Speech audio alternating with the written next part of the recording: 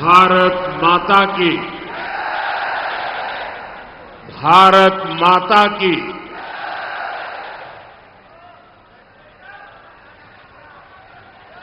गुजरात के लोकप्रिय मुख्यमंत्री श्रीमान भूपेंद्र भाई पटेल, उपमुख्यमंत्री हर्ष सांघवी जी, केंद्रीय मंत्री और संस्थापक ट्रस्टी मनसुख भाई मांडविया, सरदार धाम के अध्यक्ष गगजी भाई सुतारिया जी, दुष्यंत भाई पटेल, पंकज भाई पटेल, राज्य भाजपा अध्यक्ष भाई जगदीश विश्वकर्मा, मंच पर उपस्थित गुजरात सरकार के सभी मंत्री, सभी दाताश्री, ट्रस्टीश्री, अन्य महानुभाव और गुजरात के कोने कोने से आए हुए मेरे प्यारे भाइयों और बहनों,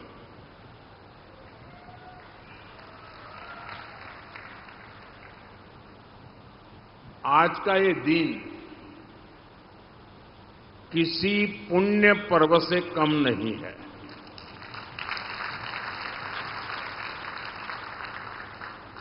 यहां आने से पहले मैं सोमनाथ मंदिर में था। सोमनाथ मंदिर की प्राण प्रतिष्ठा के 75 वर्ष पूर्ण हुए हैं।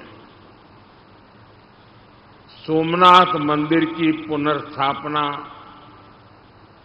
ये सपना सरदार पटेल के संकल्प से ही पूरा हुआ था।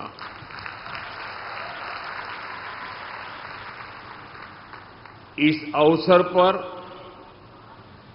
प्रभास पाटन में सोमनाथ अमृत महोत्सव मनाया जा रहा है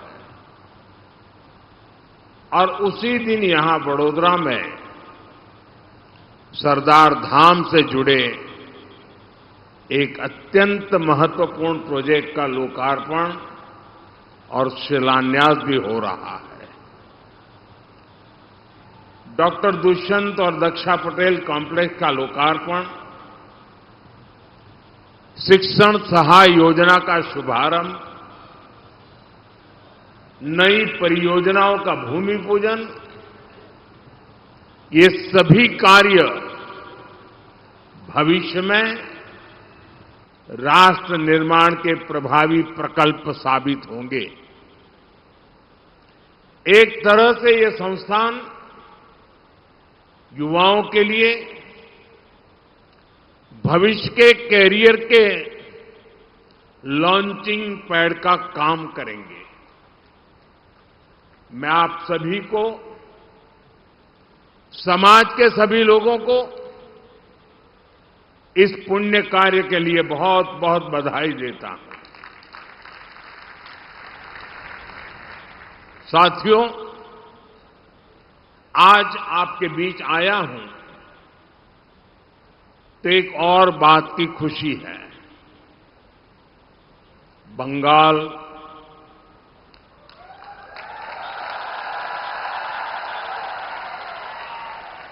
असम और पुडुचेरी के नतीजों ने पूरे देश में ही उत्साह का माहौल बना दिया है और उसके साथ साथ आप सबने भी मिलकर एक इतिहास बनाया है। गुजरात निकाय और पंचायत चुनावों के परिणाम भी बहुत शानदार रहे और इसकी भी चर्चा पूरे देश में हो रही है। साथियों, गुजरात के लोगों ने हमेशा राजनीतिक स्थिरता को महत्व दिया है। ये यहां के लोगों की राजनीतिक दूरदर्शिता है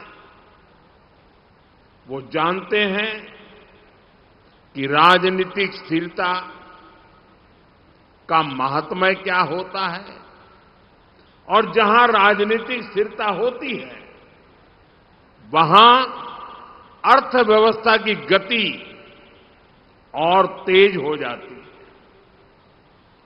गुजरात ने ये बात बहुत पहले समझ ली थी। उसके परिणाम आज हमें गुजरात की ग्रोथ में भी दिख रहे हैं और एक के बाद एक चुनावी नतीजों में भी दिख रहे हैं। साथियों, आप सभी के बीच आना, आपके कार्यक्रमों का हिस्सा बनना मेरे लिए हमेशा ही बहुत सुखद होता है और लगता है घर में आया हूं।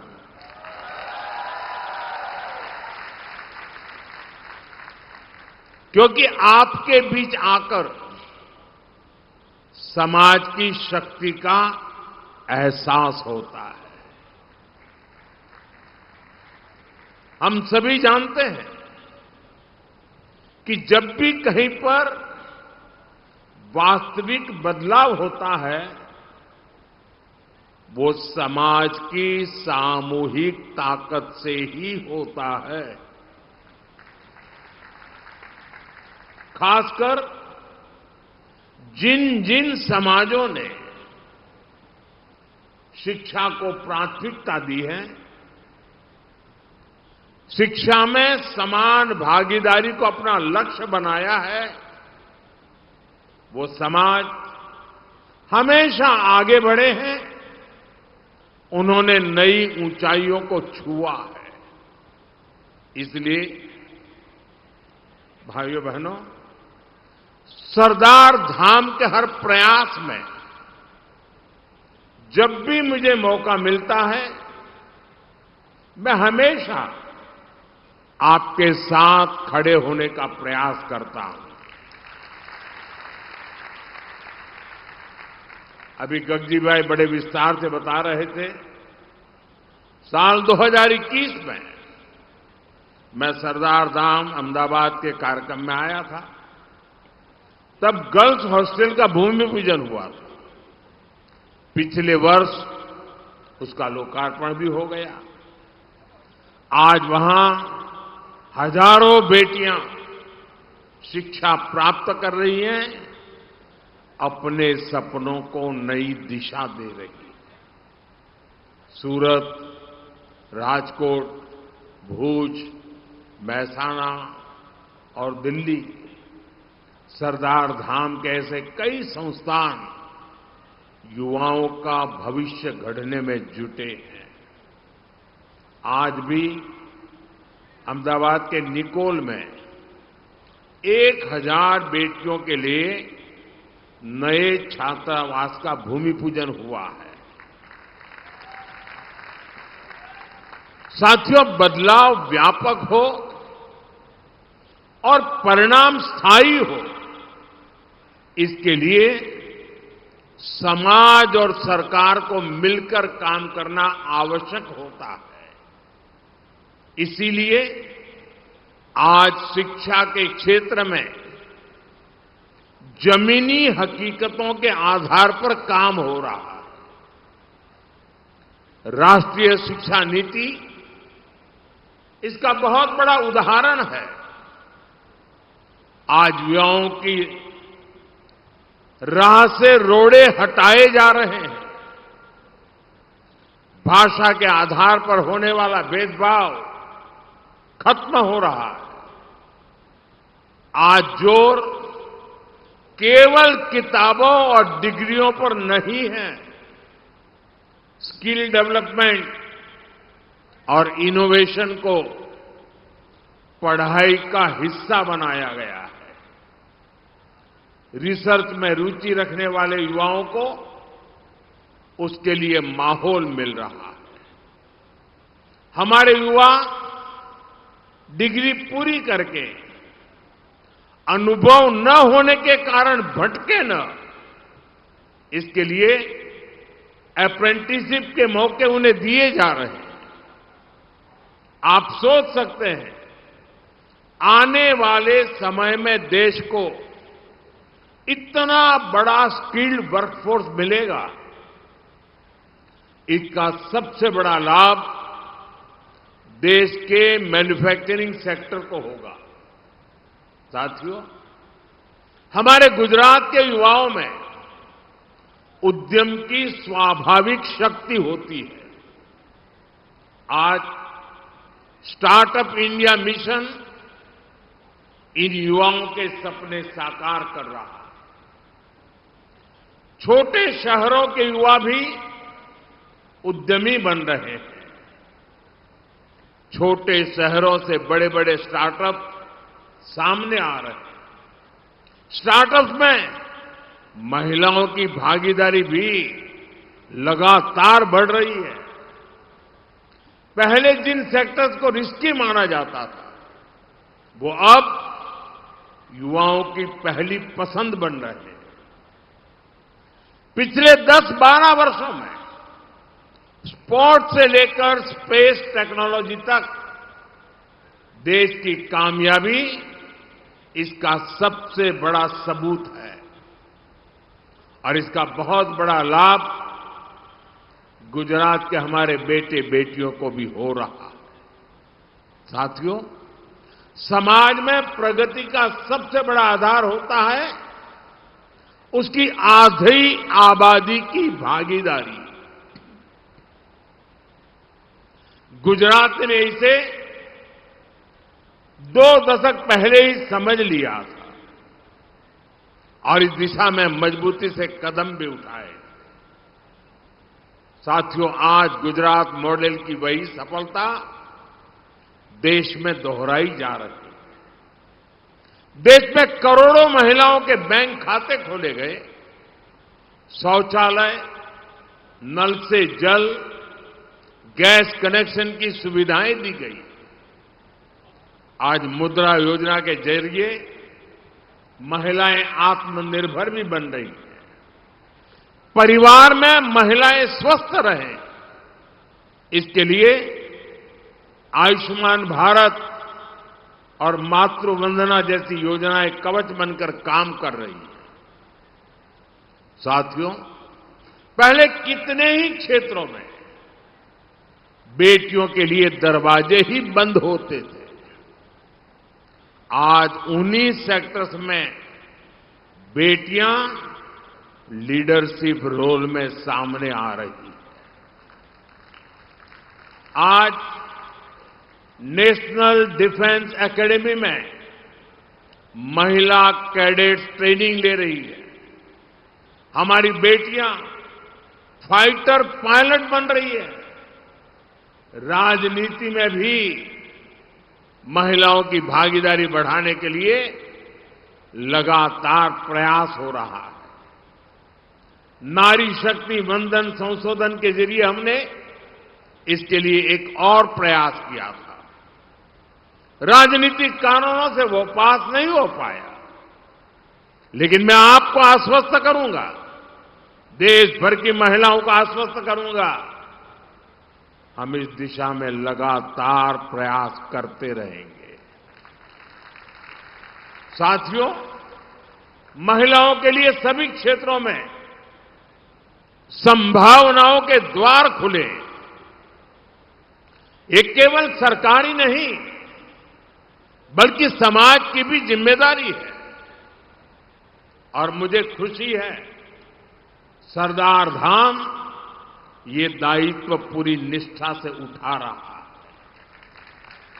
मैं इन प्रयासों के लिए विशेष रूप से आप सबका बहुत बहुत अभिनंदन करता हूं।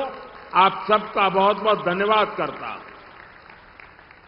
साथियों, गुजरात की एक बहुत बड़ी विशेषता रही है, यहां समाज हमेशा समय की दिशा को जल्दी पहचानता है। परिवर्तन को अवसर में बदलना, नई संभावनाओं को अपनाना और भविष्य की तैयारी समय रहते शुरू करना ये गुजरात की कार्य संस्कृति का हिस्सा रहा है। आज जब दुनिया फ्यूचर टेक्नोलॉजी की ओर बढ़ रही है, तब गुजरात भी नई गति के साथ आगे बढ़ रहा है। Semiconductor manufacturing, aerospace, advance engineering, green energy, financial services, हर क्षेत्र में गुजरात अपनी नई पहचान बना रहा है। साणंद में मेड इन इंडिया सेमीकंडक्टर्स बन रहे हैं। केन सेमीकंडक्टर प्लांट में भी प्रोडक्शन शुरू हो चुका है। धौलेरा और सूरत में भी नए सेमीकंडक्टर प्रोजेक्ट्स आगे बढ़ रहे हैं। साथियों, हमारा भारत, हमारा गुजरात ग्लोबल सप्लाई चेन का बड़ा केंद्र बने, हम इस दिशा में लगातार काम कर रहे हैं। आने वाले समय में वडोदरा की भी इसमें महत्वपूर्ण भूमिका होगी। आज यहां बने मेट्रो कोचेज दूसरे देशों तक एक्सपोर्ट हो रहे हैं। सावली में आधुनिक रेल सिस्टम का कोचेज का निर्माण हो रहा है। इंजीनियरिंग, हैवी मशीनरी, केमिकल्स और फार्मा, पावर इक्विपमेंट और एमएसएमई, ऐसे कई सेक्टर्स में आज वडोदरा मैन्युफैक्चरिंग का मजबूत केंद्र बन चुका है। यहां की गति शक्ति यूनिवर्सिटी ट्रांसपोर्ट और लॉजिस्टिक्स की फील्ड में प्रोफेशनल्स तैयार कर रही है। अब एरोस्पेस सेक्टर में भी वडोदरा नई पहचान बनाने जा रहा है। यहां एयरक्राफ्ट मैन्युफैक्चरिंग प्रोजेक्ट तेजी से आगे बढ़ रहा है। साथियों, गुजरात और देश में विकास के प्रयासों के बीच एक और विषय संवेदनशील होता जा रहा है। पिछले कुछ वर्षों में दुनिया लगातार अस्थिर परिस्थितियों से गुजर रही है। पहले कोरोना का संकट,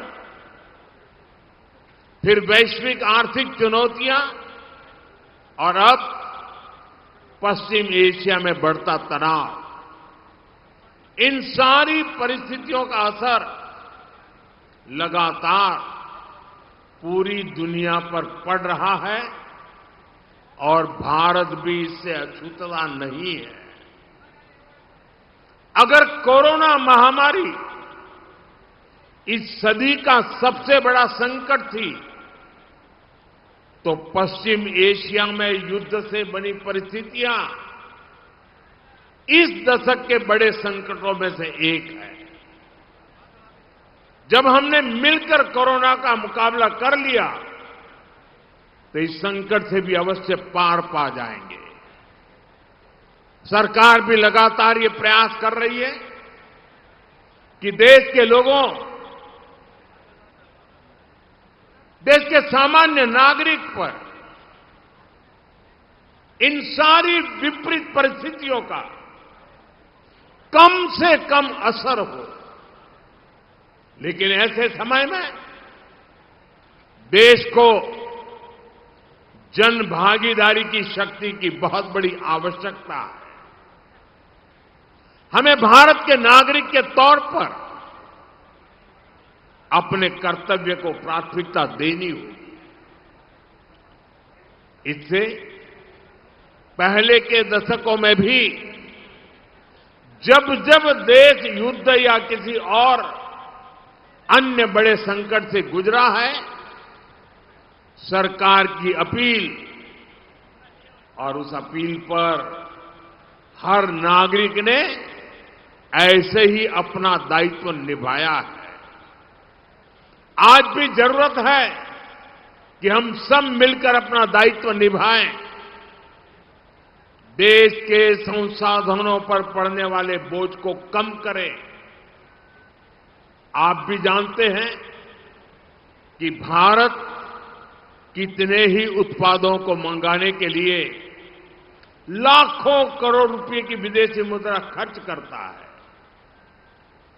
इसी समय विदेश से आने वाले उत्पादों की कीमतें भी आसमान छू रही है और सप्लाई चेन भी पूरी तरह तहस नहस हो चुकी है। और इसलिए देश पर यह दोहरा संकट है। जैसे बूंद बूंद से घड़ा भरता है, वैसे ही हमें हर छोटे बड़े प्रयास से ऐसे उत्पादों का उपयोग कम करना है जो विदेश से आते हैं, और ऐसे व्यक्तिगत कामों से भी बचना है जिसमें विदेशी मुद्रा खर्च होती है। साथियों, भारत के इंपोर्ट का बहुत बड़ा हिस्सा क्रूड ऑयल है, और दुर्भाग्य से जिस क्षेत्र से दुनिया के बड़े हिस्से को तेल मिलता है, आज वही क्षेत्र संघर्ष और युद्ध की स्थिति में उलझा हुआ है। और इसलिए जब तक हालात सामान्य नहीं होते, हम सबको मिलकर छोटे छोटे संकल्प लेने होंगे। मैंने कल कर्नाटका और तेलंगाना में भी इस बारे में चर्चा की है। मैं आज गुजरात में भी अपने आग्रहों पर फिर से जोर दे रहा हूं, और आप पर तो मेरा ज्यादा हक है, इसलिए जरा हक से कहने वाला।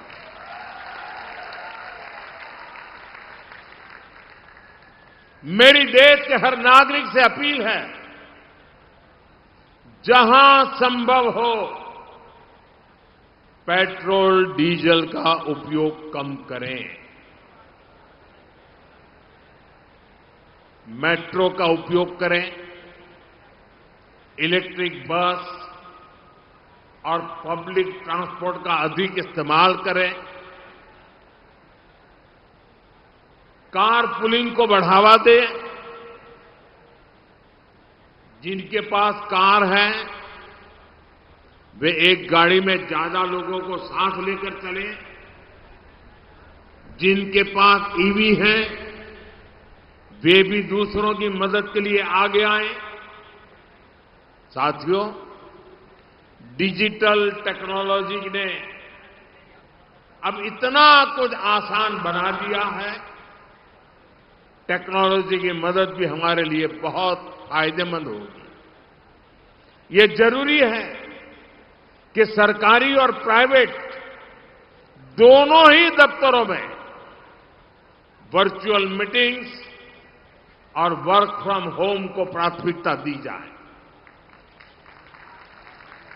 मैं कुछ स्कूलों से भी आग्रह करूंगा कि कुछ समय के लिए ऑनलाइन क्लासेज की व्यवस्था पर काम करें। साथियों, सिर्फ ईंधन ही नहीं, खाने के तेल पर भी देश की बड़ी विदेशी मुद्रा खर्च होती है। अगर हम थोड़ा संयम बरतें, तेल की खपत कम करें, खाने के तेल की, तो इससे देश और हमारी सेहत दोनों को लाभ होगा। और सूरत वालों को मैं खास कहता हूं,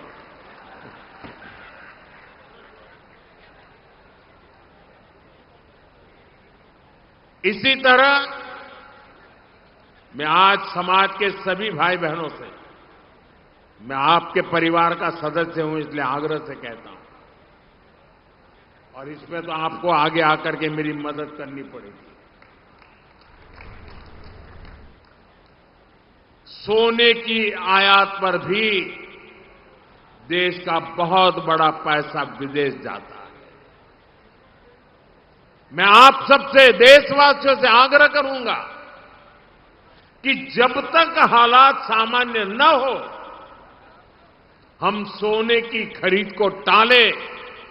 गोल्ड की जरूरत नहीं है।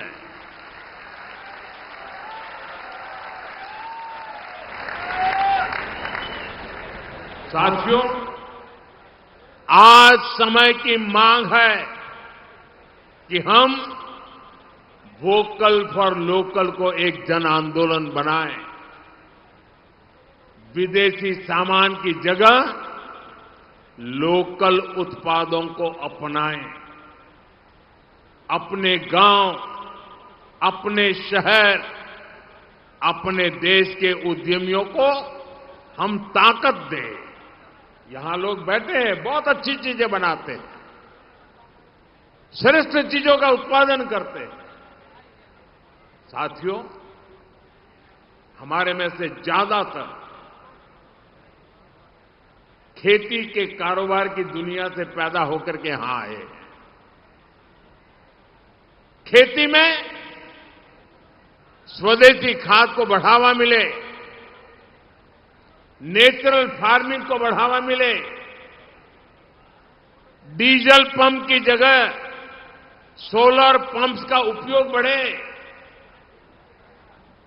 और हम तो किसान के बेटे हैं, किसान की बेटियां हैं। हमें अपना खेत सबसे पहले बचाना है, हमें अपनी धरती मां को बचाना है। हमें केमिकल फर्टिलाइजरों से अपनी धरती मां को मारना नहीं चाहिए। हमारे खेत को बचाना है, हमारी धरती मां को बचाना है। और इसलिए मैं आप सबसे आग्रह करूंगा कि आप अपने गांव में हर किसान भाई बहन को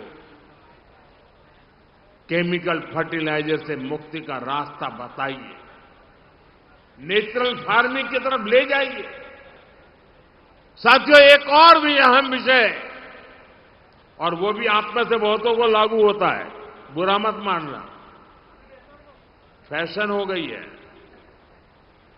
जैसे ही वैकेशन हुआ, बच्चों के हाथ में विदेश की टिकट पकड़ा देते हैं। विदेश में जाके वैकेशन कर रहे हैं। गर्मी की छुट्टियां आ रही हैं, आजकल विदेश घूमने, वहां पर डेस्टिनेशन वेडिंग, ये मैं यहां से बहुत से लोग हैं, आप मुझे निमंत्रण नहीं भेजते हैं, पहले भेजते थे क्योंकि विदेश में ही शादी करते थे, अब बंद कर रहे हैं।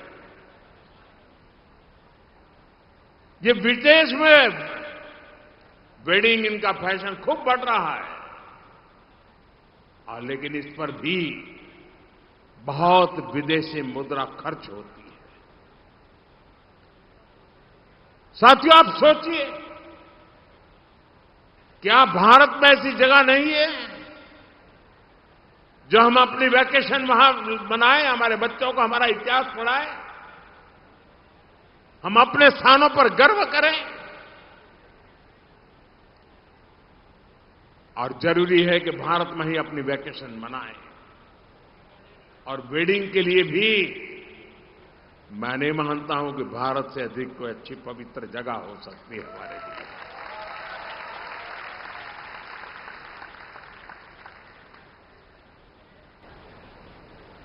जब यहां वेडिंग करते हैं ना, तो हमारे पूर्वजों की मिट्टी भी हमें आशीर्वाद देती है। और वेडिंग के लिए भी भारत के ही अनेक स्थान है, उसको हम चुने।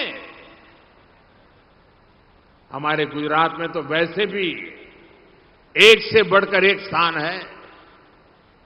और मैं तो आप सब पाटीदार भाइयों को तो कहूंगा, आपको तो अब शादी स्टैच्यू ऑफ यूनिटी वहीं पर जाके करनी चाहिए। आपकी हर शादी में सरदार साहब खुद आशीर्वाद देने के लिए मौजूद रहेंगे। और वहीं पर आपने, जैसे हरिद्वार ऋषिकेश में आप शांति के लिए जगह बना रहे हैं ना, वैसे ही आप स्टैच्यू ऑफ यूनिटी में शादी के लिए जगह बना दीजिए। मैं पंकज भाई को कहूंगा उसके लिए भी कुछ करें।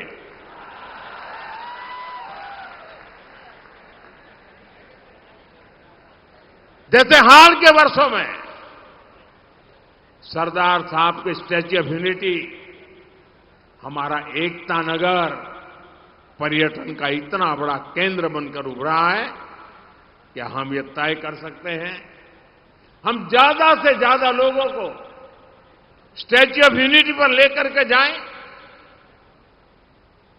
विदेशों में हमारे बहुत लोग रहते हैं, मैं उनको कहता हूं कि आपका दायित्व है कम से कम 5 विदेशी परिवारों को भारत देखने के लिए लेकर के आइए। आप देश विदेश में हमारे संपर्क का कोई भी परिवार जो स्टैच्यू ऑफ यूनिटी नहीं गया है ना, उसको वहां ले जाने के लिए प्रेरित करें। हम उसे कम से कम एक ट्रिप के लिए मोटिवेट करें। डेस्टिनेशन वेडिंग के लिए भी एकता नगर एक बहुत शानदार विकल्प हो सकता है। स्टैच्यू ऑफ यूनिटी में इतनी शानदार व्यवस्थाएं हैं और गर्व है, दुनिया का सबसे ऊंचा स्टैच्यू, वो भी सरदार वल्लभ भाई पटेल का।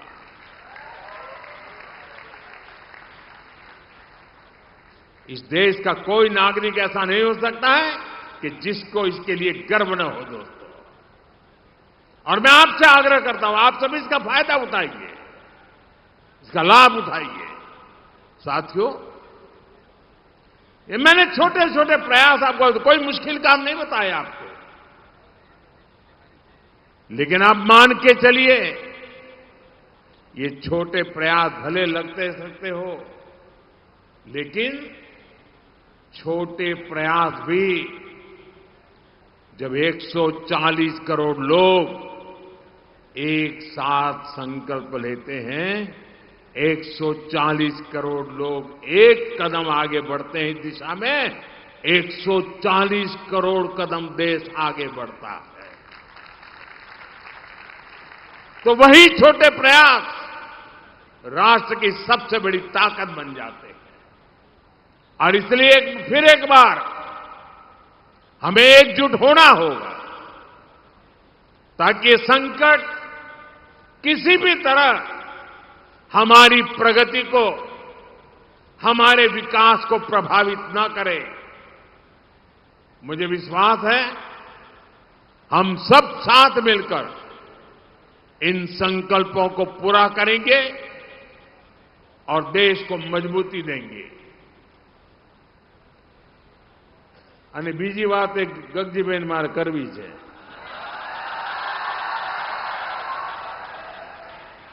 આપે મને સરદાર ગૌરવ રત્નથી સન્માનિત કર્યો।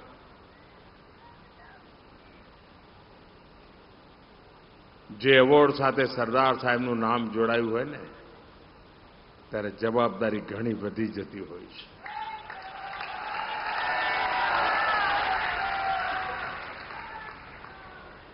એટલે એક પ્રકારે ગગજીભાઈએ બહુ ચાલાકીપૂર્વક આજે મને બાંધી દીધો કે આગા પાછા ના થતા।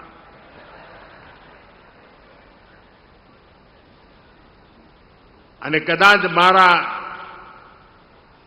નસીબમાં લખાયેલું છે કે સરદાર સાહેબના જે સપના હતા ને, એમણે શરૂ કરેલા જેટલા કામો હતા ને, એ બધા પૂરા કરવાનું મારા જ નસીબમાં આવ્યું છે।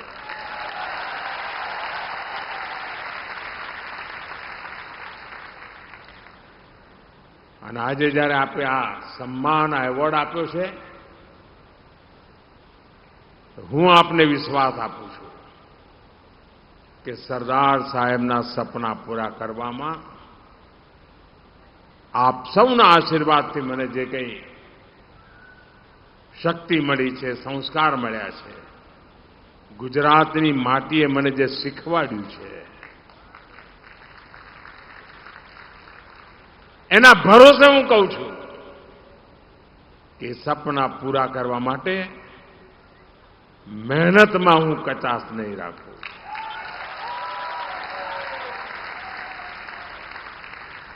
અને મારા સ્વભાવને ગુજરાત ભલી ભાંતિ જાણે છે. પાછા વળવાનું મને ફાવતું નથી.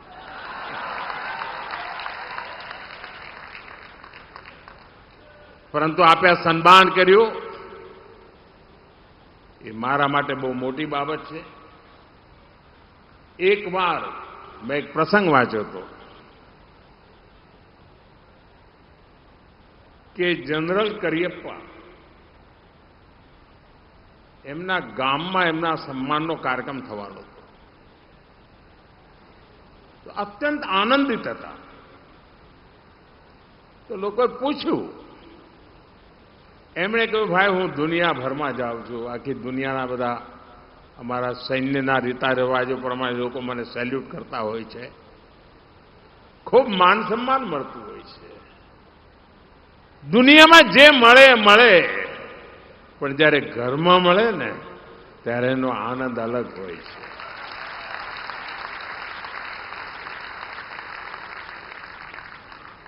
ભારતના પ્રધાનમંત્રીનું દુનિયામાં સન્માન થઈ રહ્યું છે, કારણ ભારત સામર્થ્યવાન થઈ રહ્યું છે.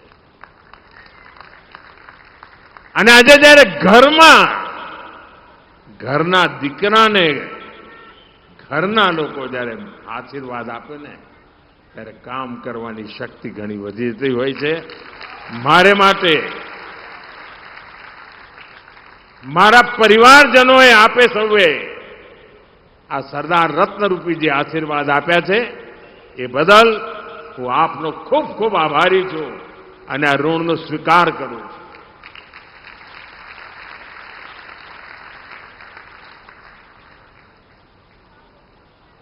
ફરી એકવાર આપ સૌને જે સંકલ્પ લઈને તમે ચાલ્યા છો, જે સપના તમે લઈને ચાલ્યા છો, એના માટે ઈશ્વર તમને ખૂબ શક્તિ આપે. સરદાર સાહેબના આશીર્વાદ નિરંતર આપના ઉપર બન્યા રહે અને પંકજભાઈ જેવા સાથીઓ તમને મળતા રહે.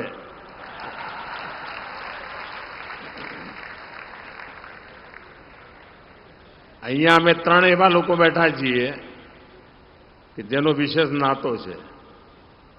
એક પંકજભાઈ, બીજા નરહરી અમીન, અમે બધા નવનિર્માણની ઓલાદો છીએ.